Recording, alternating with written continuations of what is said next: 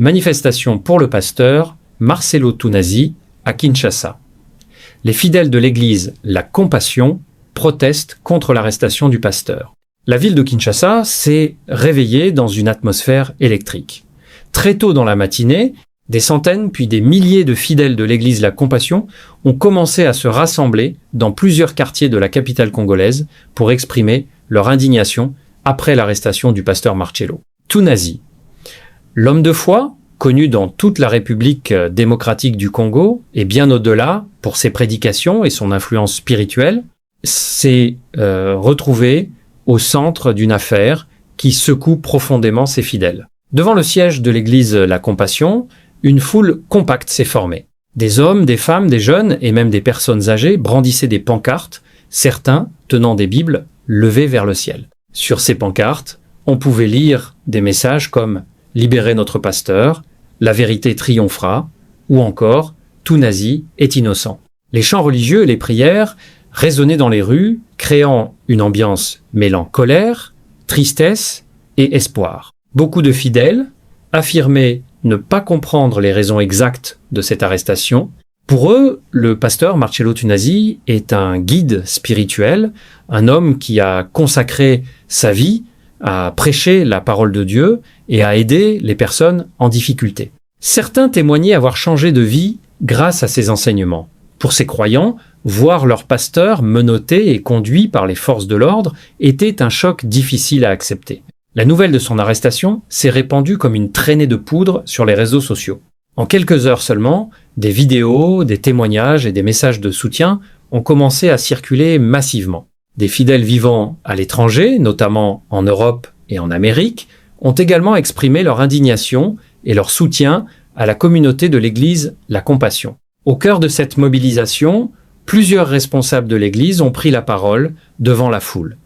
Ils ont appelé au calme, tout en affirmant leur détermination à défendre leur pasteur. Selon eux, cette arrestation serait basée sur des accusations injustes et ils demandent aux autorités de faire toute la lumière sur l'affaire. Un responsable de l'église, visiblement ému, a déclaré devant les fidèles rassemblés « Nous demandons simplement que la justice fasse son travail dans la transparence. Le pasteur Tunasi mérite d'être entendu et respecté.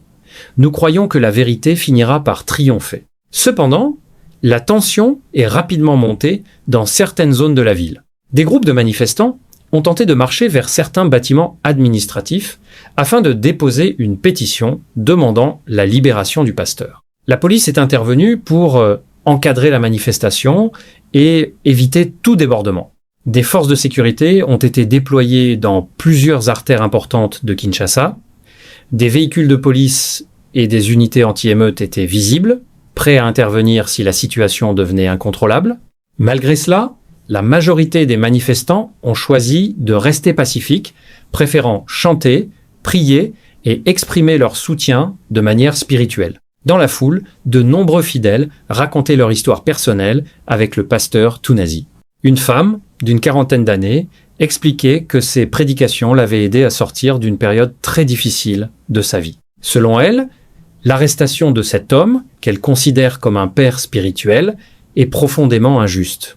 Un jeune étudiant présent à la manifestation affirmait quant à lui que le pasteur avait inspiré toute une génération de jeunes à croire en eux et à poursuivre leurs rêves. Pour lui, cette situation ressemble davantage à une tentative de ternir la réputation d'un leader influent. Au fil de la journée, la manifestation a pris de l'ampleur.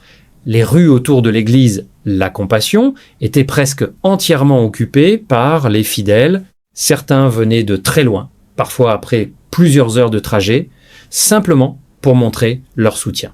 Des groupes de chorales se sont formés spontanément. Les chants religieux montaient dans l'air chaud de Kinshasa, créant un contraste saisissant avec la tension palpable. Beaucoup de fidèles priaient à genoux sur le bitume, demandant à Dieu d'intervenir dans cette situation. Pendant ce temps, les autorités n'ont pas immédiatement communiqué de manière détaillée sur les raisons de l'arrestation du pasteur Marcello Tunasi. Ce silence a contribué à alimenter les spéculations et les rumeurs. Sur les réseaux sociaux, plusieurs versions contradictoires circulaient. Certains internautes affirmaient que l'affaire serait liée à une enquête en cours concernant certaines activités de l'Église. D'autres évoquaient des accusations internes provenant de personnes proches du pasteur. Toutefois, aucune information officielle claire n'était confirmée au moment de la manifestation. Face à cette incertitude, les fidèles ont décidé de maintenir la pression en organisant une mobilisation massive. Plusieurs leaders de la communauté ont annoncé que d'autres manifestations pourraient avoir lieu dans les jours suivants si aucune clarification n'était donnée par les autorités. Des observateurs politiques et religieux suivent également cette affaire de près. L'Église La Compassion est l'une des communautés chrétiennes les plus influentes de Kinshasa, avec des milliers de membres et une forte présence médiatique. L'arrestation de son leader spirituel pourrait avoir des répercussions importantes sur la scène religieuse du pays. Dans certains quartiers, des débats animés ont commencé à émerger. Tandis que les fidèles défendent fermement leur pasteur, d'autres voix appellent à la prudence et estiment qu'il faut laisser la justice faire son travail. Pour ces personnes, il est important d'attendre les résultats de l'enquête avant de tirer des conclusions. Malgré ces divergences, une chose est certaine, l'arrestation du pasteur Marcello Tunasi a profondément secoué la communauté chrétienne de Kinshasa.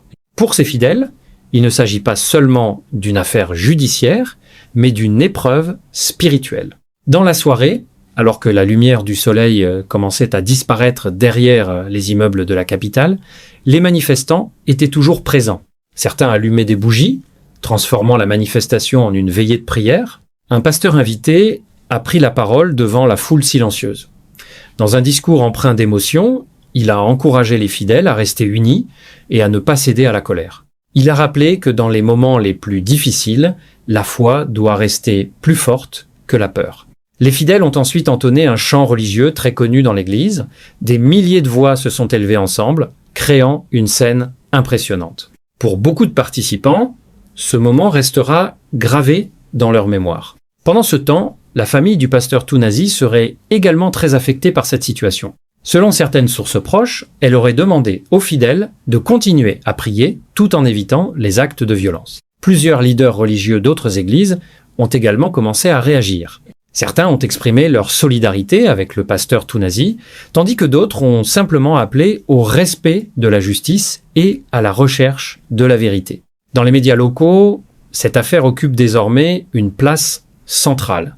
Les débats se multiplient, les experts analysent la situation et les citoyens expriment leurs opinions. Kinshasa semble suspendu à l'évolution de cette affaire, qui pourrait encore réserver de nombreuses surprises.